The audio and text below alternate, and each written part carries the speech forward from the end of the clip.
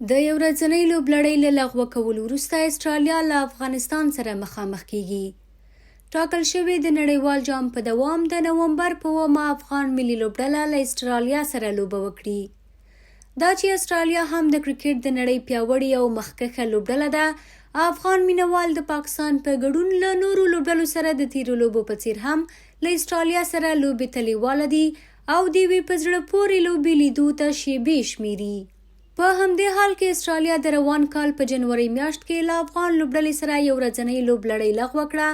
او لامل یې هم افغانستان کې د نجونو او ښځو پر زده کړو او کار بندیز ښودلی و او ویلي و چې د بشري حقونو مسله ورته مهمه ده.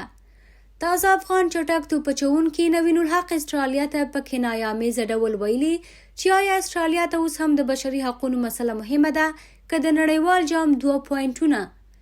نوموړي په خپل انسټاګرام سټوري داسې کښلي: د دوه اړخیزه لوبلړۍ له انکار وروسته اوس په زړه پورې وي چې د اسټرالیا کرکټ بورډ په نړیوال جام کې هم په خپل دریځ ودرېږي او که دوی ته له بشري حقونو 2 پوینټونه مهم دي. د نوین دغو څرګندونو پراخ مخالف او ملاتړي غبرګونونه راپارولي، خو ډیری افغان مینوالو له نوین ملاتړ کړی او د هغه څرګندونې سمې، پر ځای او پر وخت بللي دي.